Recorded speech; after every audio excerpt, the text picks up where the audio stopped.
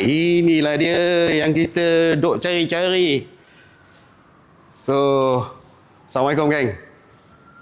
Kita dah sampai Sri Canggung di Jalan Ampang ni, di mana hari ni kita nak review sikit lah bab Forza 750. Di depan aku ni adalah Europe spec. Ada 2 unit yang available. Jadi aku akan kongsikan korang untuk cerita hari ni lah kita layan apa yang ada pada Forza 750 ni guys kan. Basically jentera ni sama macam Honda XADV 750 dari spek enjin dia. Lepas tu dia punya transmission DCT ni tahun 2021 ataupun 2022 tak silap aku. Kalau korang berhajat dengan jentera ni, so nanti aku akan detailkan dia punya harga berapa, dia punya jajan-jajan yang Sri Canggung bagi dekat pelanggan dia nanti. So kita akan buat inspection sikit lah kan. Bukan nak inspection apa kan, kita just nak bagi information apa yang ada pada Honda Forza 750 ni. Pasal apa? Dia ni belum masuk dekat Malaysia lagi kan. Tapi kalau ada yang masuk pun macam biasalah, dia datang secara import lah kan. Dan yang ni Europe spec, bukan Japan spec, Europe spec. Alright, so stay tune.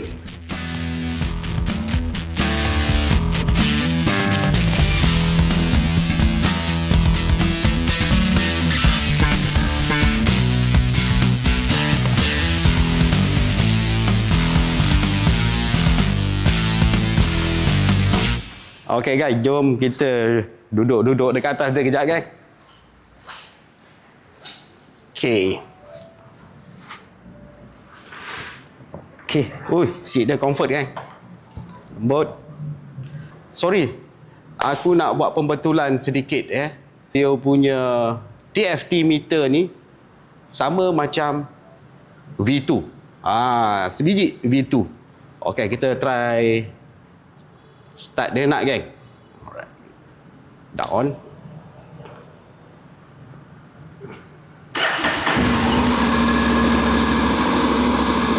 Okay. Kita layan bunyi dia sikit.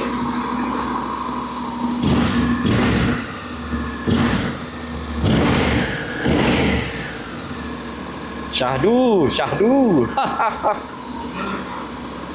Okey, kat sini dia punya panel meter dekat sebelah kanan ni, dia ada function auto dengan manual punya button, dan sebelah kiri ni dia punya up and down shift gear Yang depan ni untuk down, yang ni untuk up.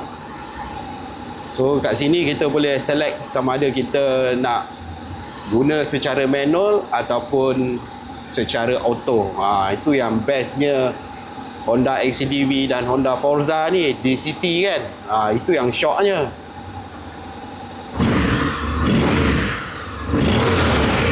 Alright, sikit-sikit cukup kan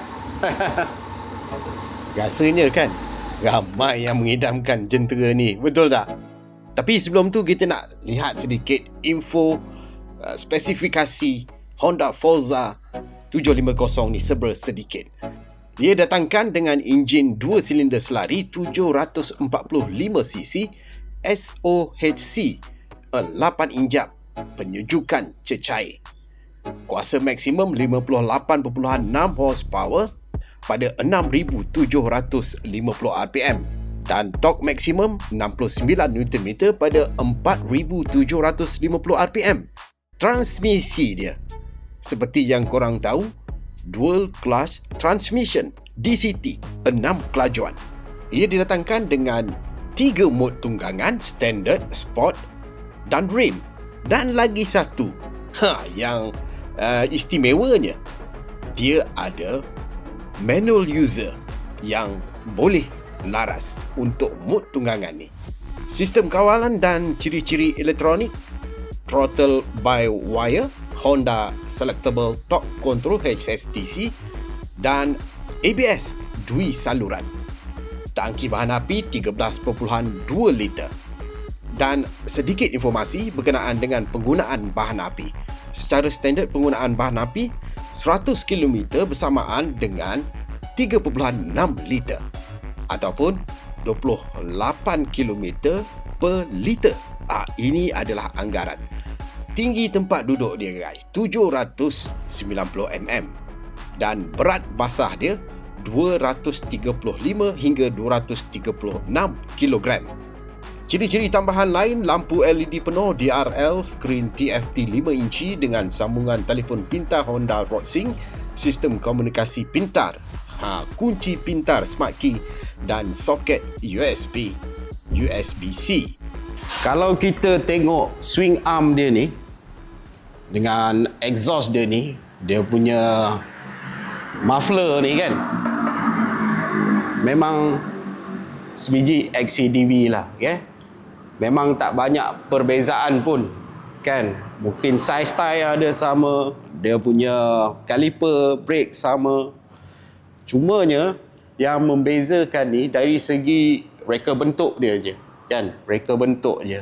Yang ni more to maxi scooter, yang XCDV adventure look. Misal katalah kan, korang beli jentera ni walaupun dia tak masuk Malaysia lagi, so tak ada masalah kot nak pakai jentera ni.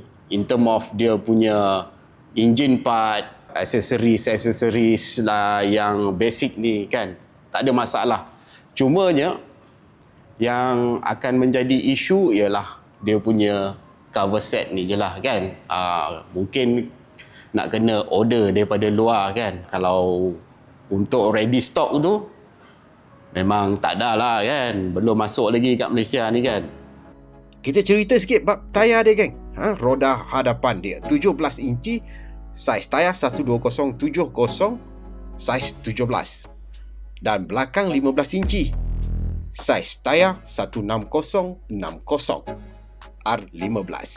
Sistem brake depan 2 cakra, double disc, 310 mm dengan angkup 4 piston. Dan cakra belakang 240 mm. Okey, jom kita tengok sat dia punya kompartmen bawah tempat duduk ni. Okey, kita on dulu dan kita tekan seat button ni. Sekali je dia terbuka. Okey, dia ada stopper kat sini. Kita tak boleh nak kepat lagi lah. Ini maksimum buka dia, tapi dia ada stopper. Dan ni lah geng, dia punya kompartmen sederhana besar lah geng. Untuk pengetahuan korang, dia punya kompartmen saiz lebih kurang sama macam Honda XCDV 750, sama dia punya saiz kan. Yang ni sebiji helmet full face lepas. So inilah dia geng, kompartmen bawah tempat duduk. Okay. Alright. Ruang simpanan bawah tempat duduk 20 liter sahaja. Lagi satu lah ruang simpanan, walaupun dia bagus, mungkin masih kurang lah kan, masih kecil. Bagi mereka yang selalu bawa barang banyak tu, mungkin agak sukar lah kan. So disarankan supaya korang buat tambahan aksesori ataupun box untuk jentera korang. So guys, ini dia sebuah lagi yang available yang ada dekat Sri Canggung ni, warna glossy black. Korang tengok dia punya kehitaman. Dia punya hitam itu menawan guys.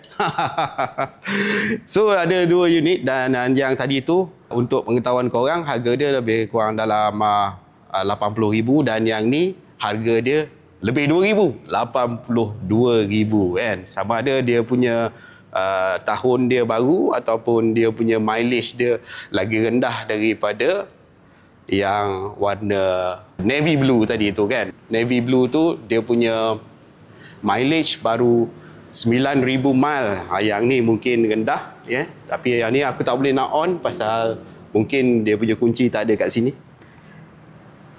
Mantap kan? Okey, dan unit yang ni geng, dia dah datang sekali dengan rack dan box ni lah ya. Korang akan dapat sekali dengan box ni, korang boleh bawa balik.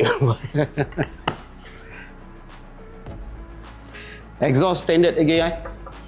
Okey guys, kita cerita sedikit lah bab kekangan dan hal yang perlu kita ambil kira. And serba sedikit. Dan jentera ni berat dan agak tinggi. Untuk manuver ketika perlahan atau semasa nak parking mungkin mencabar bagi sesetengah penunggang. Untuk ketinggian tempat duduk ni 790mm. Mungkin ada yang rasa tinggi sedikit kan. Ada yang rasa dah okey dah. Tapi ketinggian dia 790mm. Macam ketinggian projek Solo ni 165cm pun rasa macam tinggi. Dah ujung-ujung ibu jari. Kos penyelenggaraan alat ganti dan insurans mungkin lebih tinggi kerana spesifikasi dia tinggi dan enjin dia besar guys. Untuk info, penambahbaikan untuk model tahun 2025-2026 dikemas kini dengan kawalan cruise control. Dijadikan sebagai ciri standard. Cermin depan windshield lebih besar, boleh laras dan turun automatik semasa enjin dimatikan. Reka bentuk lampu hadapan baru termasuk DRL dan lampu isyarat yang diperbaharui. Dengan kata dia dah semakin lebar guys. Reka bentuk yang bergaya sebagai sebuah skuter GT Grand Touring. Senang kata jentera premium lah guys kan. So, jadi baik guys, itu saja perkongsian untuk episod kali ini bersama Honda Forza 750 di Sri Canggung. Dan yang inilah dia kan, yang kita dah tengok kan, dah feeling. Susah nak dapat lagi jentera ni kan, pasal belum lagi masuk ke Malaysia.